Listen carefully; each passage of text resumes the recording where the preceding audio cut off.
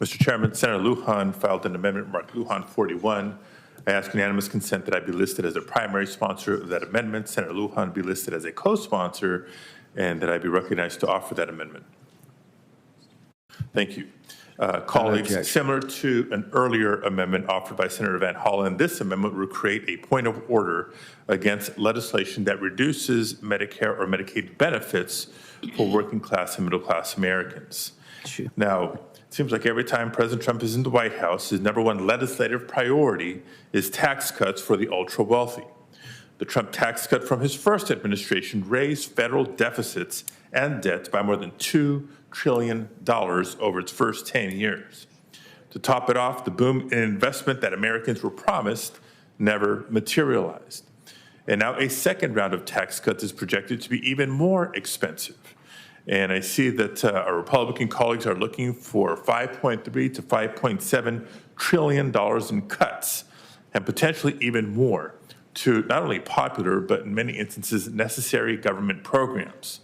But of all the unprecedented and far-reaching cuts being proposed to safety net programs, Medicaid seems to be at the top of the list. Specifically, Republicans are proposing $2.3 trillion in cuts to Medicaid and $479 billion in cuts to Medicare. A $2.3 trillion cut to Medicaid over 10 years would be nearly a third reduction in projected federal Medicaid spending and 39% of all Medicaid revenues to states. The policies being proposed, like imposing a per capita cap, reducing the AC expansion match rate, repealing the incentive for states to adopt Medicaid expansion, and more, would fundamentally change how Medicaid financing works. And the impossible large cuts would put states at financial risk, reducing spending by eliminating coverage, reducing covered services, and cutting rates paid to physicians, hospitals, and nursing homes. Millions of Americans will no doubt lose health coverage as a result. And by the way, this would also exacerbate the already alarming workforce shortage in the healthcare industry.